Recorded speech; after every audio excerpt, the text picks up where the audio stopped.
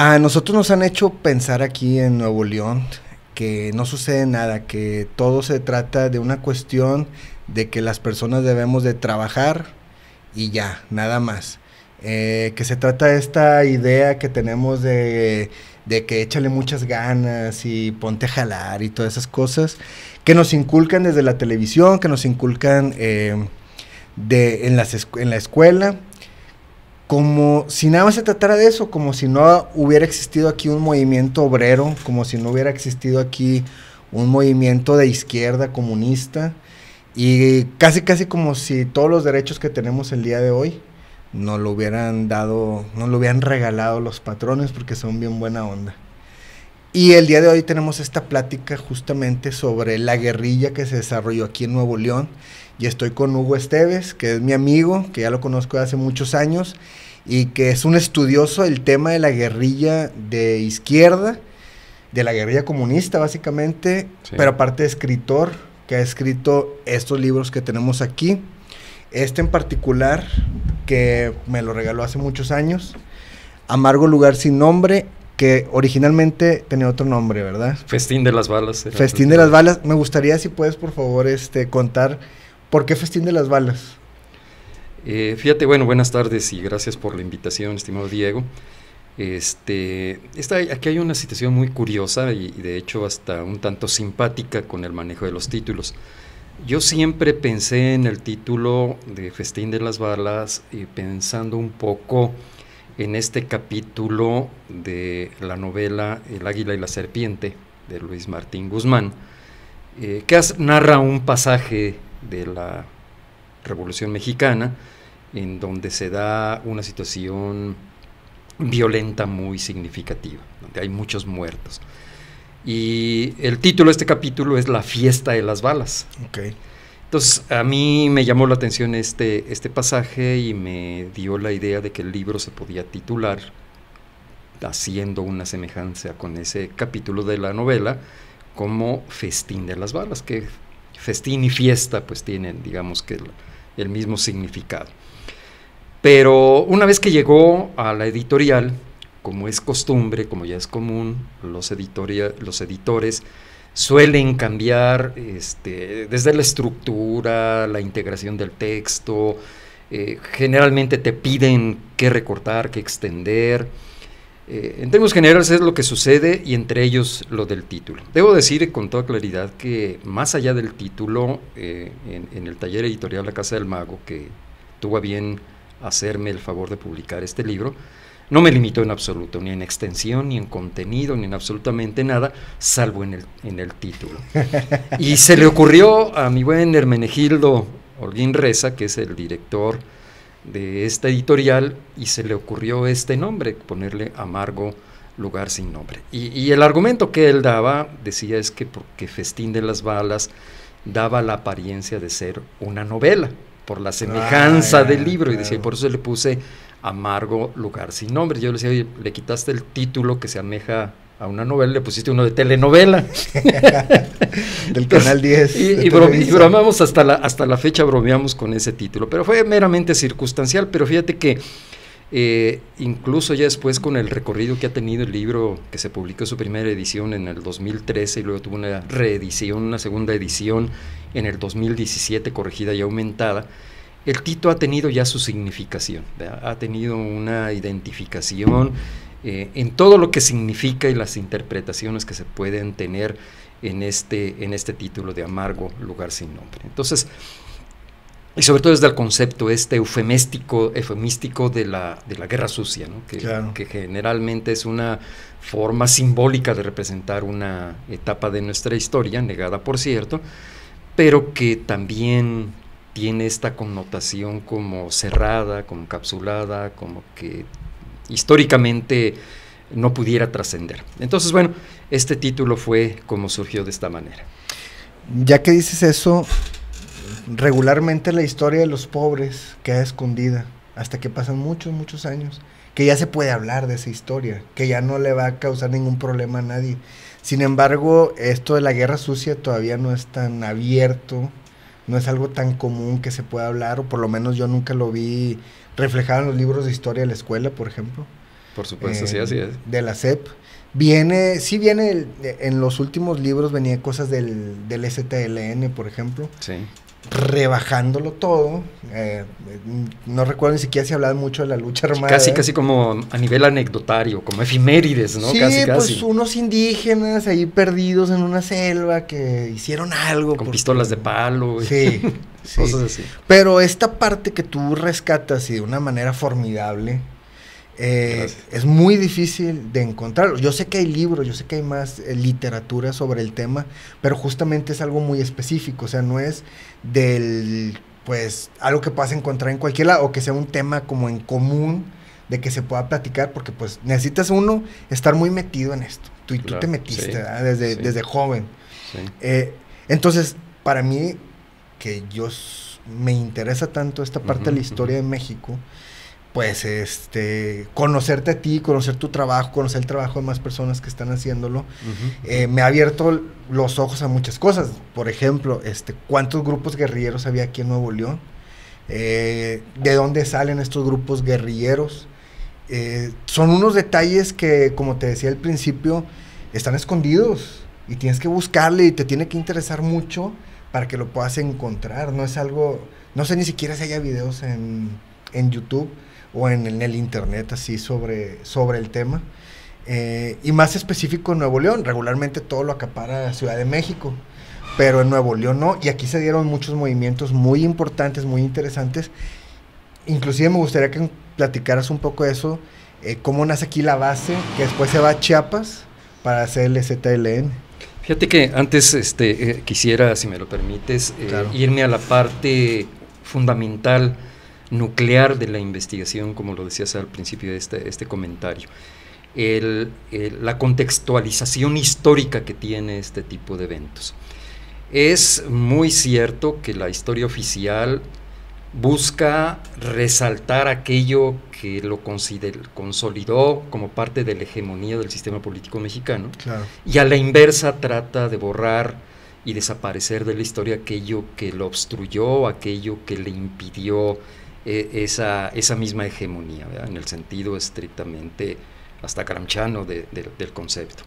Y esa es la razón por la que se ha hecho tan, ya incluso hasta vulgarizada la frase de que la historia la escriben los vencedores, que no necesariamente es así, sí, pero citabas los libros de texto, y no, fíjate que no solo ha sucedido en la trayectoria histórica, cuando menos del siglo XX para acá, para mencionarlo lo más cercano a nosotros, a nuestra historia, para no irnos más atrás del siglo XX. Hay dos elementos históricos o dos momentos históricos muy importantes que pusieron en riesgo esa hegemonía del sistema político mexicano. Uno muy temprano, en su fase inicial, recién fundado el Partido Nacional Revolucionario, que es el movimiento cristero. Independientemente de la concepción que nosotros tengamos y de la idea que nosotros tengamos de esto, fue un movimiento armado, claro, que estuvo a punto de romper con esa hegemonía, que dominó prácticamente 2/3 partes del país, y que si tú te pones a buscar en los libros de texto no lo vas a encontrar, pero ahí está. Sí, y luego sucedió en la época, podemos hablar de los 50 en adelante, cuando se desaparece el modelo estabilizador de la época de la gran bonanza y empiezan las crisis a aflorar, cuando surgen las gestas de la izquierda, en un principio desde una vía democrática, desde una vía popular, desde una vía por los causas legales, vamos a decir, o no tan legales, pero no por la vía armada o violenta. Y es entonces cuando llegamos a mediados de los 60s y en los 70s y 80s, en donde ya efectivamente se da paso a un proceso de autodefensa, de reacción, de estar actuando de manera reactiva ante las situaciones y actuaciones del Estado, a una actitud ofensiva, ya con planteamientos, programas, estructura y una definición muy clara de lo que se quería lograr en el proceso político histórico, ¿verdad? Entonces, esto es muy significativo porque este tipo de investigaciones, no solo la mía, está la de Laura Castellanos, está la de Fritz Gloner, está una gran cantidad de documentos y de libros que se han hecho, el de Rodolfo Gamiño también, el de Kevin también en Querétaro, toda esta serie de investigaciones que se han venido haciendo abonan y suman de una manera muy importante en el rescate histórico, que me parece que es lo más importante. Podamos estar de acuerdo o no estar de acuerdo con el movimiento cristero, podemos estar de acuerdo o no de acuerdo con el movimiento armado socialista en México, pero lo que sí podemos estar de acuerdo es que debe haber un rescate histórico, al menos en el contexto y en una ubicación estrictamente científica, ¿no? O sea, no podemos trazar una línea histórica y de repente dar un gran brinco y decir, esto no pasó. O sea, el movimiento cristero no existió porque pues que eran unos mochos ahí, movimiento de católicos, entonces pues bríncatelo, no. Existió, hay que narrarlo, hay que investigarlo, hay que ver qué sucedió, criticarlo, y lo mismo con el movimiento armado socialista en México, ¿eh? Hay que hacer lo mismo si queremos hacer un proceso históricamente científico del devenir propio en la historia. Entonces, bueno, y ahora, perdón que me haya extendido un poco en esto, pero creo que era importante puntualizar de esa manera, y tienes razón, la ciudad de Monterrey y el estado de Nuevo León, pero particularmente sabemos cuando hablamos de Nuevo León, sabemos que hablamos de Monterrey y ahora en su zona conurbada, claro, ¿no? O sea, pocas son las cosas que sucedieron en Aramberri, o lo que sucedió en China, o lo que sucedió en cualquier otro, o en Pesquería, no sé. Lo sustancial fue en Monterrey, su zona metropolitana, Escobedo, Guadalupe, San Nicolás, etcétera. Y en el caso particular de Monterrey se tiene que analizar, y dentro del proceso histórico de investigación que yo seguí, la ciudad, como sucedió también con Guadalajara o como sucedió con la Ciudad de México, se vuelven actores. O sea, la propia sociedad, la propia ciudad absorben un carácter actuarial, de actores dentro de este proceso. No son el escenario, no son la escenografía donde se dieron las cosas. Son parte del proceso histórico, ¿verdad? Y desde luego los actores que participan en eso. Entonces, bueno, uno de los primeros movimientos armados que surgen aquí en Monterrey, a mediados de los 60s, un grupo de estudiantes universitarios de la Universidad Autónoma, todavía no era la Autónoma de Nuevo León, era la Universidad de Nuevo León, consideran que la vía socialista no va a conseguirse, ya no digamos por las vías legales, ni siquiera por los cauces políticos que están establecidos, sino que ahora sí hay que dar un gran brinco en términos político-históricos. Ellos traen un bagaje intelectual muy importante por su militancia dentro de las filas de la masonería. Sus principales dirigentes surgen de las logias masónicas, de la logia Vicente Guerrero, y hay una gran discurso dentro de este primer esfuerzo, de estos primeros intentos, que rescatan todo ese pensamiento liberal con ideas marxistas, pero que van desde su lema, su concepción, su ideario, tiene esta carga liberal masónica. Pero eso digamos que es anecdotario nada más. Y aquí surge, bueno, hay un primer intento. Ellos buscan algún acercamiento a través de la embajada cubana en México, asisten a un par de eventos en La Habana, se contactan con algunos personajes o personalidades del gobierno cubano, no reciben ninguna respuesta efectiva ni positiva. Desde entonces inicia ya el análisis que tenemos que hacer, muy, muy cuestionable sobre la política cubana respecto de estos procesos, claro, que ese es otro tema que a lo mejor podríamos platicar en otra oportunidad o más adelante. Y lo más que les recomiendan es contactarlo con un incipiente grupo tabasqueño encabezado por un yucateco que estaba formando una agrupación que se llama Ejército Insurgente Mexicano. Y allá van a dar estos muchachos. Y lo único que se dan cuenta es que es una gran farsa. O sea, ni realmente se ha estructurado como tal. Los procesos de formación son muy tardados, no avanzan, no hay un compromiso. Son más los que desertan que los que ingresan, a tal grado que dicen, hay un rompimiento total con este grupo. ¿En qué año fue eso? Esto estamos hablando que fue alrededor de 1966-67. Y estamos hablando del grupo del grupo de solidaridad con Cuba, ¿cómo se llamaba? No, realmente, bueno, estaba la Casa de la Amistad, ajá, sí. La Casa del Estado México, Cuba. México-Cuba. Uno de sus dirigentes, Carlos Vives, incluso era uno de los principales promotores, incluso dirigía la casa aquí en Monterrey. Entonces, esa es la vía de acercamiento para tratar de crear su movimiento.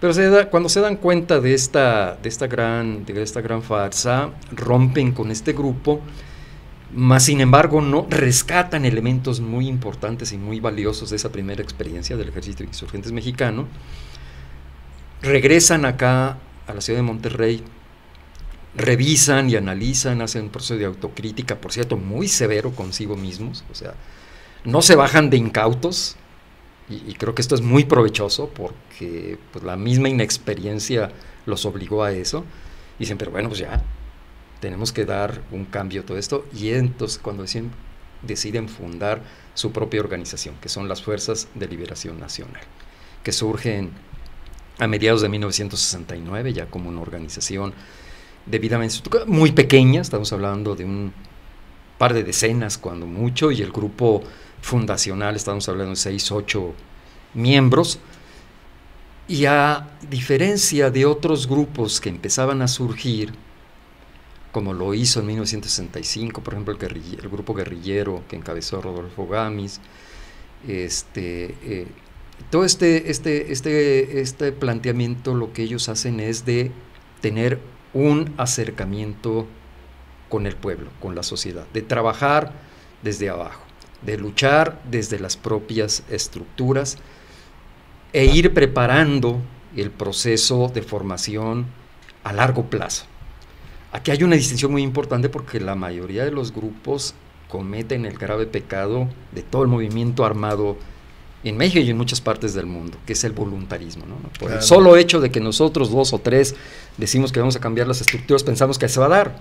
Sí. Ese es el problema del voluntarismo, ¿no? Y ellos son muy conscientes de este proceso, y da la situación que en sus primeros años, lejos de haber cometido una expropiación bancaria, de haber cometido un secuestro, de haber cometido un atentado, de cualquier de estas actividades típicas que se tienen dentro de los grupos armados, son una de las primeras organizaciones que recibe los impactos más violentos y más duros por parte del gobierno. Que estamos hablando de que esta es la gran diferencia que hacen bueno, yo creo que aquí hemos hecho muchas cosas al revés, y una de esas cosas pues es la guerrilla.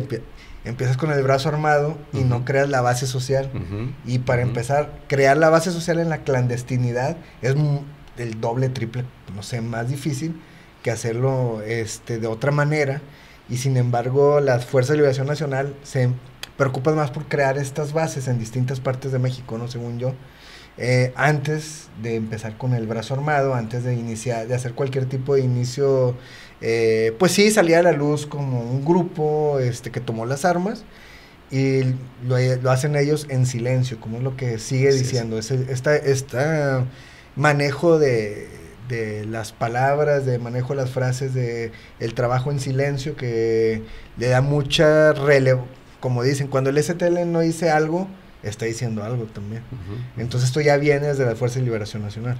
Sí, claro, porque es toda la herencia. Bueno, comentábamos hace rato de entrar a la plática que el origen del ZLN está aquí en Monterrey, y bueno, no necesariamente, porque todos sabemos que el ZLN se funda en Chiapas, 1983, si no me falla la memoria, pero pues tiene todos estos antecedentes, ¿verdad? A través de las Fuerzas de Liberación Nacional, que ellos tienen el mérito, podemos decirlo de esa manera, de haber hecho un análisis de la realidad muy preciso. Ellos calcularon con toda precisión el tamaño del enemigo que se estaban enfrentando. Tenían un análisis muy claro de los riesgos que podían enfrentar, y por eso no se lanzaron a la lucha armada. Nace como una organización guerrillera que no se propone lanzarse a la lucha armada. Esa es la gran paradoja de las Fuerzas de Liberación Nacional. No en ese momento. Claro, sí. No ese momento.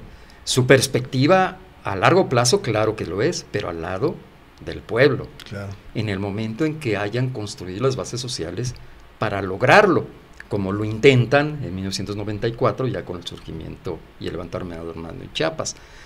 Entonces, bueno, ellos tienen ese mérito, podemos mencionarlo de esa manera, pero sin embargo, es una de las organizaciones más golpeadas, lo cual es una verdadera paradoja, ¿no? Porque sin haberse propuesto la lucha armada y la confrontación directa con el Estado, entre de 1970 a 1975 es la organización que, a tal grado que queda desmantelada prácticamente, ¿no? Queda reducida a un grupo otra vez de 15, 20 personas entre hombres y mujeres, y es a partir donde se sumerge nuevamente en la clandestinidad y empieza un trabajo.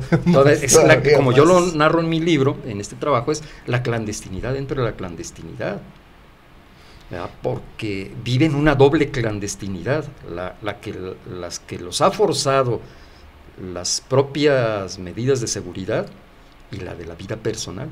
Claro. Porque hay una renuncia total a todo. Y viven en un anonimato absoluto, ¿no? Dedicados de tiempo. Olvidémonos de la figura esta del guerrillero profesional. Si queremos tener una identificación de lo que es el guerrillero profesional, este es el modelo, que se entregan absolutamente a todo. Entonces, por eso hay una clandestinidad dentro de su propia clandestinidad, y que tiene como resultado pues lo que surge a partir de principios, mediados de los 80 y que culmina en 1994 como expresión ya acabada, ¿verdad? Que básicamente es lo último que queda de todos esos procesos que se van dando, sí, en los 60s y en los 70s en México, y que gracias a este trabajo que hacen de crear base social, de hacer el trabajo justo en las comunidades, y como tú dices, ese análisis preciso de esa realidad, que logran seguir existiendo hasta el día de hoy, a diferencia de todos los demás, que por desgracia pues fueron aniquilados, que es otro punto. O sea, cuando el Estado se lo propone, termina con los grupos armados. Ahorita no se lo ha propuesto, con los actuales, digo yo, ¿no? Porque pues tienen todo para ganar. Bueno, pero eso es otro tema también. Claro. Sobre eso, a mí sí me gustaría también dejar muy en claro que sí, el EZLN nace de las Fuerzas de Liberación Nacional, o sea, es directamente el hijo, por decirlo de alguna manera, que más bien era como el brazo armado, porque en algún momento, hasta donde yo sé, las Fuerzas de Liberación Nacional son el brazo político y el EZLN el brazo armado. Y últimamente que ha estado saliendo todo esto de que el EZLN, Marcos en particular, quiere borrar la historia de las Fuerzas de Liberación Nacional, cuando es una mentira. Pero bueno, aquí lo estás explicando tú muy claramente de dónde viene. Y a mí lo que me parecía muy interesante es, por ejemplo, ir a la casa del Dr. Margil en Apodaca, que a mí me tocó estar ahí cuando estuvo la otra campaña, y pues tenían ahí su museo de las Fuerzas de Liberación Nacional, marxista-leninista. Incluso el sótano. El sótano, sí, no, es una cosa muy en particular la casa del Dr. Margil. Sí, la conozco bien. Entonces, y toda la historia se centra pues aquí, en que aquí fue donde nació. Y, pues en esa reunión que estuve ahí, explicaban la historia de las Fuerzas de Liberación Nacional. Pero ¿cómo se da en Nuevo León? ¿Cómo se da aquí cuando parecería que aquí está dominado totalmente por los empresarios que están en todos lados y no se les escapa nada? Y resulta que una de las guerrillas más importantes de México, y es más, de la historia del siglo XXI en el mundo, pues básicamente nació aquí en Nuevo León. Sí, sí, y además lo importante mencionar es que más allá de esta conceptualización del Estado como el estamento dominado por el empresariado, lo que sí es muy importante es la dimensión industrial que tiene el Estado, y particularmente Monterrey, la zona de Monterrey, y el papel que juega el gobierno federal y el Estado local en ese proceso. Ahí es donde me parece que está, porque luego se focaliza mucho en el concepto estrictamente empresarial, y claro, creo que hay un error en esa visualización tan parcial, digamos, ¿verdad? Y desde luego, el proceso de formación, y ahorita que comentabas todo cómo se va derivando, pues sí, nada más que ahora debemos decir, el EZLN es el hijo directo de las Fuerzas de Liberación Nacional, pero también es el hijo respondón. Sí, también es el hijo ingrato, digámoslo en palabras, no lo ha dicho de esa manera, pero tratando de referenciar a lo que dice el comandante César Yáñez, porque hoy por hoy no tenemos por qué negarlo. Hay un rompimiento absoluto entre las Fuerzas de Liberación Nacional que encabeza César Yáñez y Fernando Yáñez, perdón. Fernando Yáñez. César. Fernando Yáñez. El hermano ¿verdad? Del fundador de César Yáñez, y el grupo del EZLN que encabeza visualmente Marcos, ¿verdad? Entonces hay un rompimiento absoluto, y los cuadernos que ha publicado la Casa Margil y la Casa esta de todos y de todas, no deja lugar a dudas. Y analizamos sobre todo el último cuaderno que publicaron, de los 3 que han publicado, 4 que han publicado, me parece que es el 4. Hay un rompimiento absoluto, y las entrevistas que le hacen al comandante Fernando es de un rechazo absoluto incluso a Marcos. Pero bueno, hay otra serie de cuestionamientos, hay otra serie de situaciones que, bueno, eso ya forma parte de otro análisis. Pero regresando al tema que me cuestionaba sobre el papel que jugó la ciudad de Monterrey en estos procesos de formación de grupos armados, pues hay que decir que las Fuerzas de Liberación no fueron los únicos. Claro, sí. Probablemente fueron los primeros, históricamente hablando, ¿no? Si hacemos a un lado la historia de los grupos, por ejemplo, espartaquistas, porque anteriormente ya había un grupo que se había trasladado en Nuevo Laredo hacia acá y de algunas otras partes, y habían hecho algunos intentos de fundar un grupo, incluso intentaron tener prácticas armadas en determinadas partes, no se consolidó con él, y finalmente dijeron, ahí la figura de Severo Iglesias, de Mónico Rentería, de estas figuras que del espartaquismo aquí en la región, pues finalmente optaron por otra vía, una vía del trabajo con las masas, una vía incluso hasta democrática, y que tuvo sus frutos muy importantes, y que no hay que hacerlos a un lado nada más por el hecho de que no hayan optado por la vía armada. Claro.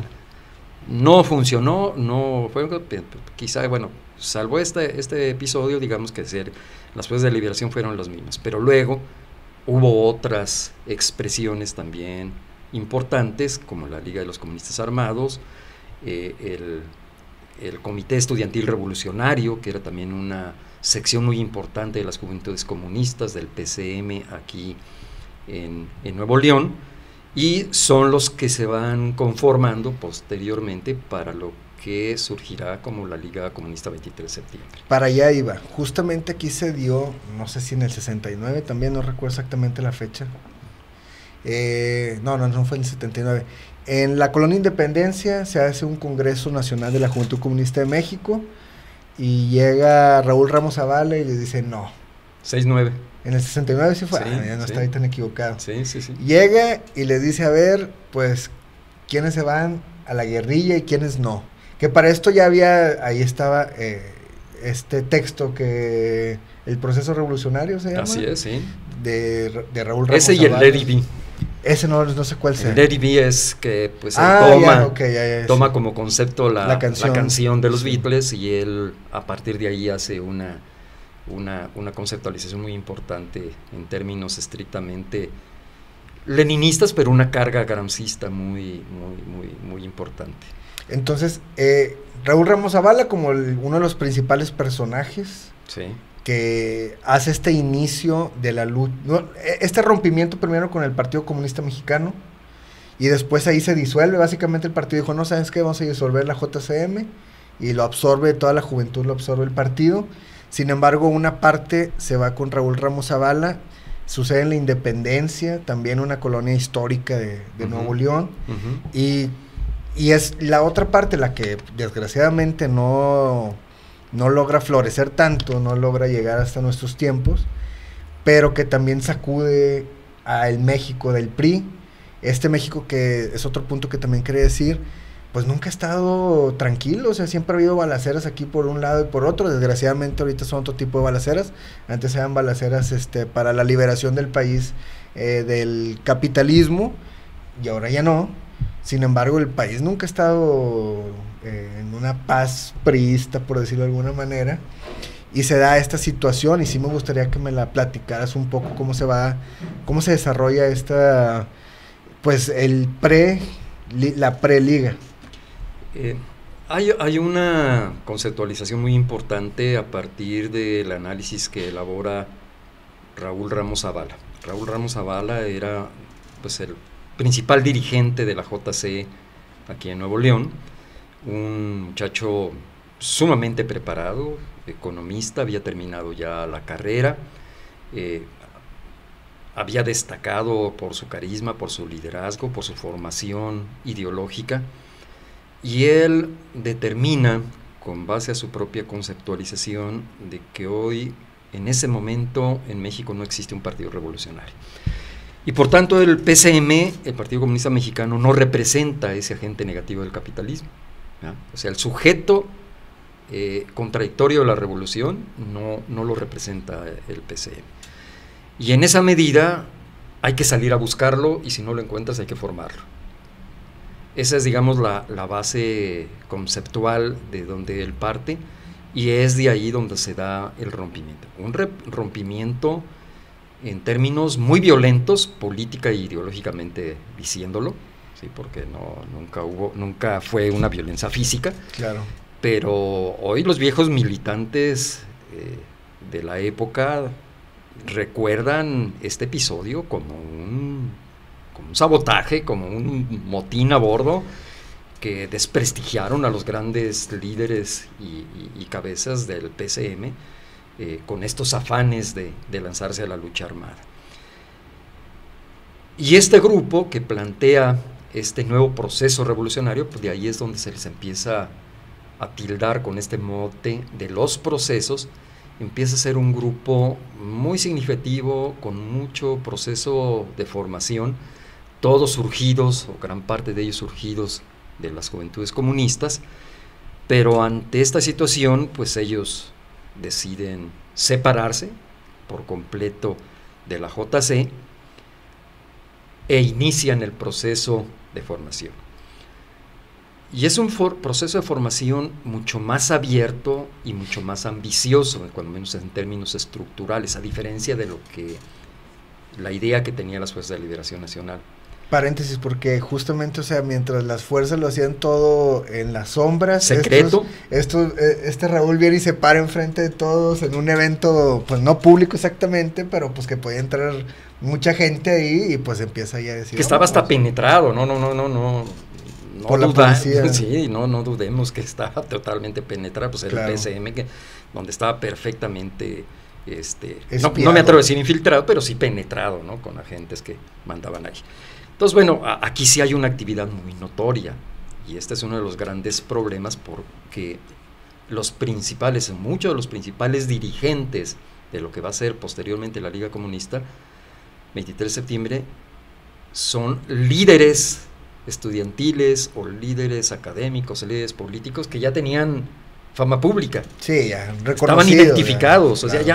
ya no había mucho análisis de inteligencia, mucho que hacer, o sea, ya sabían quiénes eran. Claro. ¿no? Entonces, bueno, el planteamiento de Raúl Ramos Zavala es de, primero, eliminar la dispersión. Él conceptualiza, identifica que hay distintas expresiones armadas en el país, pero que están dispersos, y que por lo tanto esa dispersión reduce las posibilidades de crear el partido revolucionario que realmente asuma el papel de agente negativo del capitalismo, que sea el actor de la revolución, ¿verdad? Cuando digo el agente negativo del capitalismo, aquel que por su propia condición niega las bondades del capitalismo, ¿verdad? Esa es la idea en términos gramscianos del agente negativo del capitalismo. Como lo fue el movimiento indigenista en 94, que negó por absoluto el modelo del TLC, ¿no? Claro. Ese era el agente negativo del TLC. Y el primer planteamiento que se hace, regreso, es eliminar la dispersión. Lo cual conlleva a la conformación de una sola organización partidaria.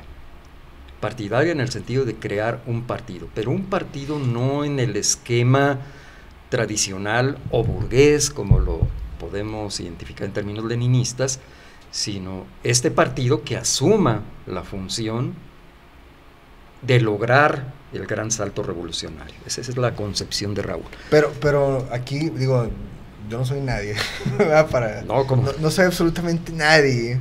Sin embargo, creo que otra vez empiezo con lo mismo, es al revés. O sea, quieren partir de la lucha armada para crear el partido, cuando es mucho más difícil hacerlo desde la clandestinidad. Fíjate que esta idea no es tan, disculpa que así lo diga, no es tan exacta como tú lo estás planteando. Okay, sí. Porque en los documentos, si leemos este documento del proceso revolucionario como está inicialmente planteado y como lo rescata después Ignacio Olivares, Ignacio Salas Olivares, Salas Obregón y el propio Ignacio Olivares, que son los que conceptualizan este proceso, vamos a encontrar que hay un trabajo que es paralelo. Ellos hablan no de la vía armada como el fundamento principal de la lucha, no. Ellos plantean el acercamiento con las bases, la lucha hacia el alcance de los movimientos populares que confluyan en este proceso. Es decir, necesitamos armar al pueblo. ¿Pero dónde está el pueblo? Pues hay que irlo a buscar. Claro. Tenemos que incorporarlo a las filas de este movimiento y entonces sí armarlo ideológicamente y con armas reales, físicas, ¿no? Con armas reales. Entonces, en el origen sí hay esta conceptualización. Pero no es casual. En la práctica. Lo que pasa es que entonces aquí hablaríamos ya más adelante de las desviaciones que empiezan a surgir en este proceso de estructuración. Pero por eso no es casual que Raúl plantee un acercamiento, por ejemplo, con Lucio Cabañas. Claro. Y logre el que un grupo de miembros de la partidaria, como se dice, el origen de la Liga Comunista 23 de Septiembre es la organización partidaria, y se trasladen para la Sierra de Guerrero y trabajen y colaboren con él, y busca a los herederos de Chihuahua en el movimiento revolucionario de Chihuahua y se acercan con ellos, el movimiento 23 de septiembre, que ya tenía un trabajo en el Valle del Yaqui muy importante, y se van a Chihuahua con lo que después Lucio califica y se burla de ellos, que decirle los guajiros, que después se convierte en atributo más que en apodo, que ya tenían un trabajo tanto campesino como popular y estudiantil en Chihuahua. Pero está allí la base, y lo mismo con los feroces en Guadalajara, con el Frente Estudiantil Revolucionario, que también tiene una base popular, que si bien su origen es de pandilleros, no son el pandillero vulgar. Los vikingos. Exactamente, los vikingos que conocemos, ¿verdad? Que son, ¿no? La gran mayoría, podemos decir que el 80% de esos pandilleros estaban en las secundarias, en las preparatorias y en las universitarias, o sea, no eran el pandillero que común.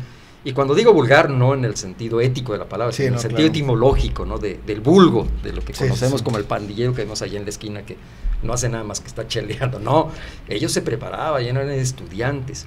Entonces sí hay una conceptualización de acercamiento a las bases. Sí hay en el pensamiento de Raúl una idea de estructurarse junto con las masas, pero también piensa que no, como lo hicieron en el 65, que esto no se va a dar nada más por pura inercia, sino que hay que pasar a la ofensiva de inmediato y que hay que empezar a tomar acciones, que hay que empezar a emprender acciones. Y para emprender todas estas acciones, pues se necesita dinero. Aquí vamos a ese doble asalto que iba a ser triple. No digo salto, asalto. Iba a ser un triple asalto, no se pudo. Te corrijo. Expropiación. La expropiación. No, sí, chingas, me van a escuchar mis camaradas. Corte, no, sí, la expropiación de los camaradas y donde participó tu amigo Gustavo Irales, mi amigo Ricardo Morales también, a ver si luego viene también a platicarnos de eso, pero esa es el primer intento, ¿no? Y ahí salen muchas cosas. Y y además, bueno, las doble expropiaciones, los doble asaltos que se pretendían que fueran terceros aquí, que fueran tres aquí en Monterrey, en el centro de Monterrey, no fueron los primeros, ya habían cometido varias actividades, ya habían tenido varios operativos para recaudar fondos en el Distrito Federal, algunos en Mexicali, otro en Tijuana, pero que habían sido apenas no para la actividad guerrillera, era para la actividad de subvencionar su propia... Para sobrevivir ellos. Para sobrevivir, porque ya habían renunciado absolutamente a todas sus actividades. El propio Raúl ya había dejado la invitación que un connotado priista, el economista Leiva, había ofrecido dentro del PRI. Órale. O sea, Raúl, si se lo hubiera propuesto, hubiera llegado secretario de no sé dónde, ¿no? Porque ahorita era una lumbrera. Con López Obrador. Pues ahorita, quién sabe si seguiría vivo, ¿no? Por la edad o lo que tú digas, pero supongamos que así fuera, sí hubiera sido porque además era un muchacho con una formación intelectual muy importante, claro, muy destacado. Y él renuncia a todo eso, a sus clases de economía, a lo que tenía allá en la facultad, y crean esta agrupación, la organización partidaria, y se lanzan a estas expropiaciones, pues para recaudar fondos, para iniciar la lucha. Los contactos en Guerrero con Lucio Cabañas ya habían fracasado por el agandalle de varios de sus dirigentes que quisieron descabezar a Lucio, prácticamente le quisieron dar golpe de estado, para decirlo en términos prácticos, y quisieron convencerlo de que pues ahí no había otra ley más que la organización partidaria, y Lucio Cabañas no los fusiló nada más porque no quiso correr el riesgo, pero los expulsó, y hay una carta en contra del estudiantes, en contra del izquierdismo, en donde a la partidaria la pone total, y ese es uno de los fracasos del propio Ignacio Salas y del propio Raúl. O sea, hay un proceso de agandalle bastante mal hecho, que obedece no a planteamientos ideológicos políticos, sino a debilidades humanas. Que esto viene, bueno, según yo en el libro de Carlos Montemayor, si mal no recuerdo, que lo que sucede ahí es que les dice como que, bueno, ustedes son campesinos, ¿verdad? La revolución la van a hacer los obreros, ustedes son campesinos y pues aquí andan ustedes, ¿no? Y ese fue como que una de las primeras cosas que empezaron a... Había un ningundeo, por eso cuando digo la gandalla, había un ningundeo hacia la lucha campesina.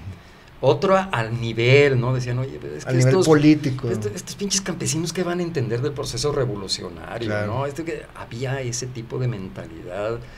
Y por otro lado, pues las acusaciones de caudillaje contra Lucio, pues bueno, cuando él sale de la sierra a atender otros asuntos y deja a Camilo encargado, pues es cuando quieren darle el golpe de estado y regresa, y a Camilo lo expulsa, y a los demás, a Camilo Valenzuela me refiero, y los demás, y no es Camilo Valenzuela, es Carmelo Cortés,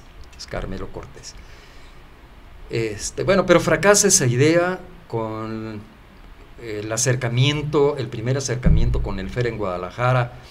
También fracasa por alguna serie de evaluaciones no muy adecuadas, que se quedan ellos con la idea de que pues estos son los pinches pandilleros acelerados, y no son los lumpens aquí, y sin hacer un análisis atinado, nada más que sí, que esta bola de pandilleros son los que están en la universidad, claro, son los dirigentes. Y los que se avientan el tiro con los de además, ¿cómo se llama? El Frente Estudiantil ahí de... Y el término priista, de feroces no era gratuito, no nada más era por el nombre, sino que verdaderamente eran arrojados, ¿no? Y eran los que se aventaron tiros armados con la mafia de la FEG. La FEG, ajá. Que ya andaban metidos como las fuerzas represivas del PRI, metidos como fuerzas de grupo armado del narco. Grupos de choque ya, básicamente. Y todo, ¿no? La escoria de Guadalajara.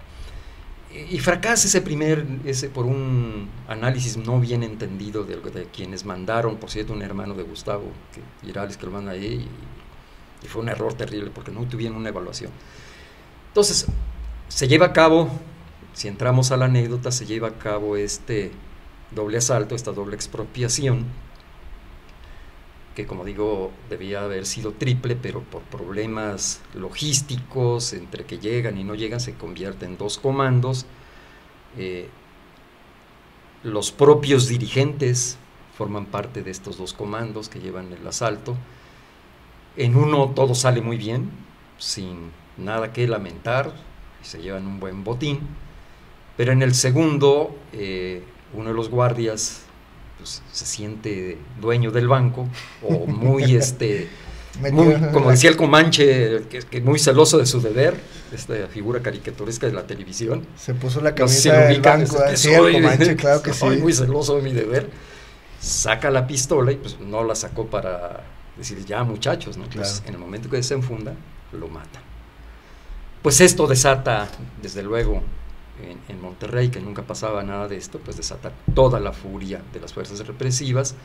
Hay una persecución y aquí hay una cadena de errores, uno tras otros, que llevan finalmente a la caída de Raúl Ramos Abas. En términos todavía muy discutidos, después de todo este proceso y de la represión que se da, pues todos tienen que salir. Hay una serie de detenciones, entre ellos a mi buen amigo también Ricardo Morales, es uno de los primeros que detienen. Son detenidos, torturados, se ven obligados, aguantan mucho más de 72 horas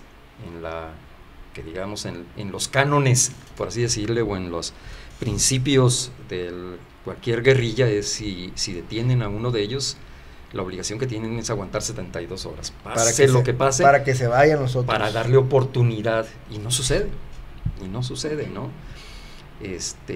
Y aquí pues es donde se ve una cadena de errores, casi queda desarticulada la organización partidaria, particularmente los Procesos, que es una de las organizaciones impulsoras de esta iniciativa.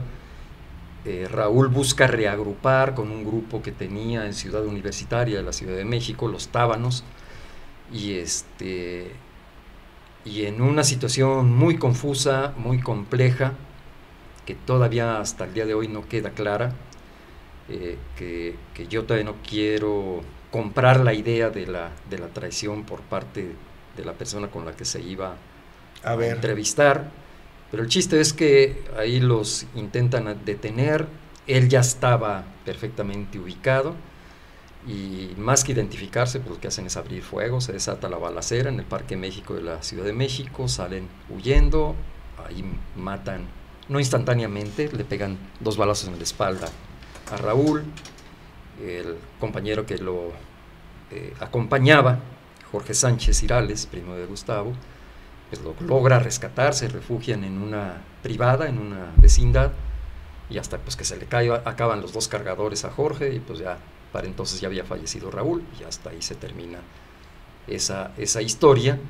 Más sin embargo, la organización como tal ya estaba sembrada, y ya empieza a dar sus propios frutos. Meses más tarde se viene, ahora sí, el triple asalto en Chihuahua, encabezado por otro de los importantes dirigentes de la organización partidaria, que era Diego Lucero.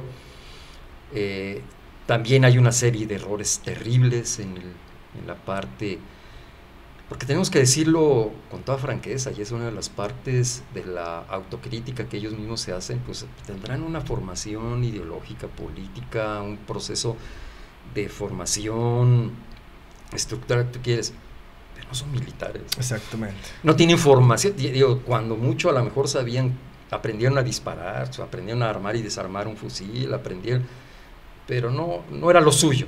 Claro. Contra policías, militares que no hacen otra cosa más que eso, ¿no? Para eso los contrata el Estado.